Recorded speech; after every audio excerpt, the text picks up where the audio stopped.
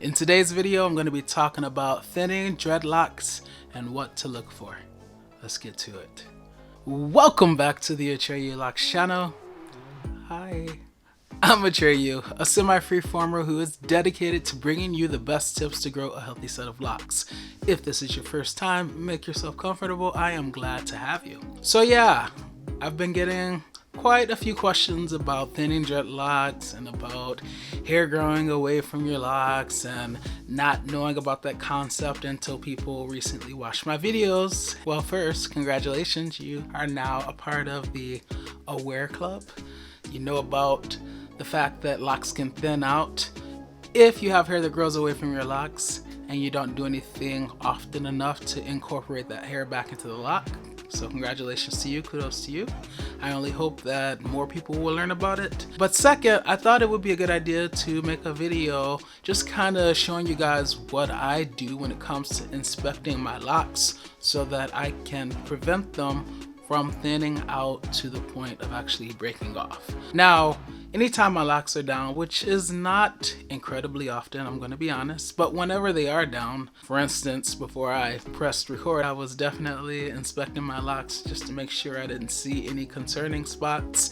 I think I did identify one or two areas that I can use for demonstration purposes in this video. So yeah, I'm going to relocate to the bathroom and then just kind of show you what I look for when I'm looking at my locks, just to make sure that there are no weak spots of concern, and if there are, I'm going to talk about the things that I do to repair them so that I can keep off my locks. And let me just tell you, I've had my locks for over 7 years and I've never lost a lock, not even one. Oh, zero locks have I lost. So I think it's safe to say that my method works. Definitely for me, and hopefully it will work for you. Hey, if you are enjoying this video, don't forget to smash the subscribe button and hit the notification bell so you are notified every single time I upload. How about that? Alright, so because I am someone who has hair that grows away from my locks, and because I don't retwist often, which means I'm not reincorporating that hair and incorporating that new growth into my locks super often, I like to start out by looking at my roots just to make sure that none of my locks are thinning in that area. So let's take a look at, just my scalp, and let me see if I can find some locks at the roots to kind of give you an idea of what I'm talking about. All right, so here's an example of what I'm talking about. Now, because it wasn't super long ago that I retwisted, you can see that that twisted part is still there, right? And obviously that freshly or relatively newly retwisted part is gonna be narrower than the rest of my lock because it hasn't even budded yet, which makes it kind of swell. And then it's obviously not locked yet, so I could probably untwist it and have, loose natural hair there. That's not what I'm talking about when I say thinning. You would know if it was thinning because you would see a lot of hair, surrounding the lock, and then it would be much, much thinner in that retwisted section, okay? And so I just like to go through, my scalp and inspect like my locks and make sure that there's enough hair coming out of my scalp for the thickness of each lock. For instance, when I compare this lock, when I look at this lock and I see that thinness, I'm not worried because this is a thin lock, okay? And let me emphasize the fact that there is a difference between thinning and thin locks, right? Okay, so thinning locks are locks that are one size, and then with time they start to thin out, or maybe they develop a weak spot and they thin out in that little bitty area. That's thinning. Thin locks are just thin locks. They've always been thin and they're continuing to be thin. So make sure you know the difference and that you don't panic if you have a thin lock. A thin lock is not in any danger of breaking off. However, a thin lock is. So yeah, these, for the most part, they look good. Look at all that hair coming out, at the root there, and then this is the size of the lock, so it's appropriate, okay? And it pretty much is. And this is not a surprise because I recently did a retwist and I incorporated the hair that grows away from my locks back into them, right? So yeah, this isn't a surprise. But I just want to show you the types of things that I look for when I'm inspecting my locks for weak spots or for thinning. So my scalp looks good and I've inspected all around off camera. Now another area that I inspect with my locks is down the length of the lock to make sure that there's not excessive thinning. Obviously, because I don't retwist consistently month after month or every 2 months after every 2 months, it's not gonna be consistently the same size from root to tip. Like if I retwisted very consistently and very regularly, then I would be closer at achieving that. But because I'm a semi-freeformer, semi-freeform locker or dreadhead, I won't have that. So there's gonna be some variability in terms of the thickness as we, go through some locks. So I'm just warning you, and when you see that, don't panic, okay? So let's look at this lock. So that's coming from the root, and then as I go down, see how it's pretty consistent all the way down? For instance, right here, it's a little bit thinner, just a little bit. But like I said, that's from me not consistently retwisting, And then these were 2 locks at one point, which is why I let them combine, okay? So that's one example. Let's see if I can find another one. All right, so this is this lock, and it's a little bit flatter because I haven't been palm rolling, and I don't have a problem with flat locks. All right, so let's look at this one. All right, so see how it's pretty consistent there? Now I can feel in between my fingers, it's a little bit thin right there, okay? So this would be normally a spot that I am concerned about. And in fact, I was concerned about it before, but when I originally discovered it, I added beard hair, which is why this hair is black. It's darker than this hair. And so what this says to me is that I just need to grab some more beard hair, put in that area so that it overlaps right there, and then put some in that area where it overlaps with that. And I'll just fill in these sections. So this is a great example of 2 weak spots that I need to add some of my beard hair to kind of, strengthen them. Before I added this beard hair, all of this was that size and that size. So I filled in the majority of it. I just need to add a little bit more there and a little bit more there, okay? I'm not super worried about this because what's coming from the root is like super strong. Look how thick it is. It's like one of my thicker locks. And so I'm not really worried about this breaking off because it has a strong upper portion. But for aesthetic reasons, I definitely want to, fill in that thinner area and that thinner area right there. What happened is when I was palm rolling when I was palm rolling the beard hair in, it congregated more towards the center than towards the outsides, okay? So I'll just add some hair and it'll be as good as new, okay? Let's see if I can find another example. It's always so hard.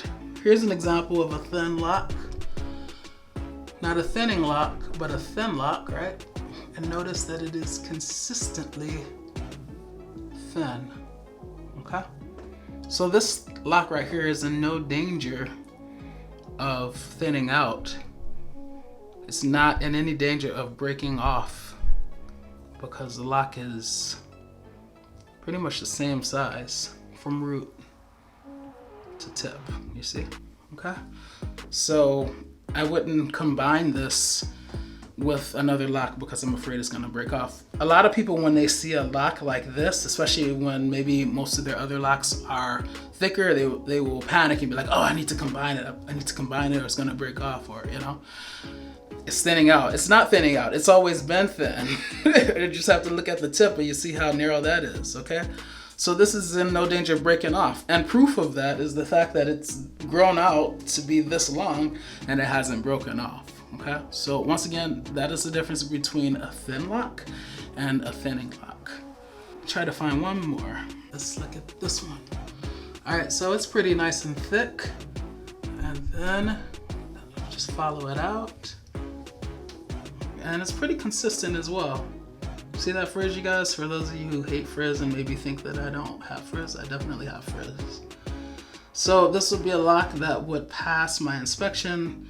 I don't really need to do anything to it because it's pretty consistent.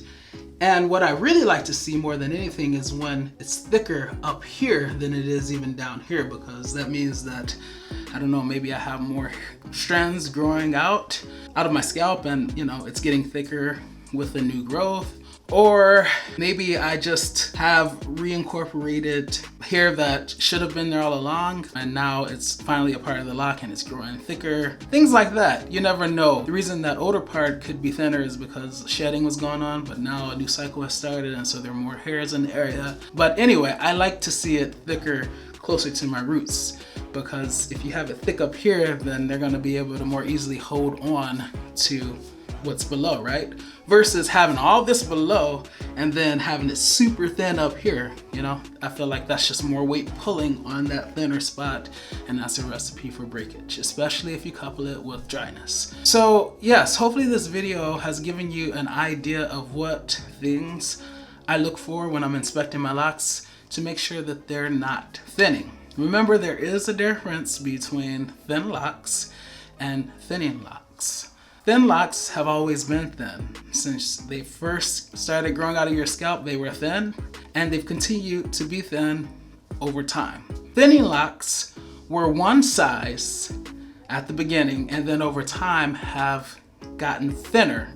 Maybe because you have fewer hairs coming out of your scalp, maybe because you're starting to develop traction alopecia by too many tight styles, or too much maintenance too often. There are different reasons why it could be thinning. That's an example of a thinning lock. Also, thinning in terms of having weak spots, like I showed you over here where I had that long weak spot and then I added some beard hair, and now there are just two remaining areas of there that I need to add more beard hair to really cover it up thoroughly, okay? So you can have thinning dreadlocks from fewer hairs coming out of your scalp, which means it'll be thinner, closer to your scalp, which is not good. You can have thinning dreadlocks where you have weak spots that you need to repair. By the way, for those of you who can't grow a beard, something else that you can do, if I can find this lock again. This is always the trouble, you guys, trying to find the lock when you need it on camera. But I did, hallelujah. Is obviously, if you don't have access to beard hair, what you could do is, for instance, you could fold this up like that and then grab a crochet hook and start to crochet that overlap part so that it would eventually be like that, and you can palm roll.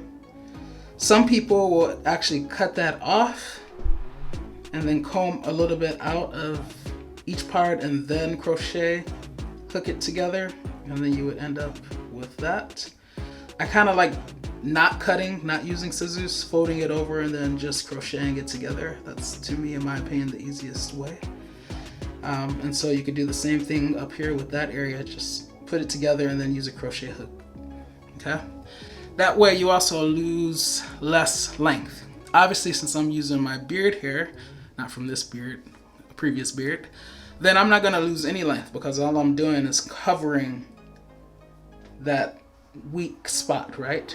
But if I fold it up, I'm losing just a little bit of length. It's negligible though, it's not the end of the world, okay? So you have options when it comes to repairing it. If I found that my locks were thinning out at my scalp and I actually had hair coming out of my scalp, it was just growing away from that center lock or from my locks, then what I would do is just use the braid technique and braid that new growth around the lock. And then that would get those hairs going back into the appropriate locks. So it is very important that you inspect your locks, because there are things that you can do to prevent thinning and ultimately your locks breaking off. Once again, I must present to you the stat that in over 7 years I have never lost a lock. So I must be doing something right, people. Drop down below in the comment section and let me know if you have lost a lock, if you inspect your locks. If so, how often do you inspect them, and what techniques, tricks have you used or do you have in your arsenal that has allowed you to possibly go however long without losing a lock. If you choose to love, do so unconditionally, because loving with conditions conditions the heart to not really love at all. This is Atreyu Locs, and I will see you next week. Peace.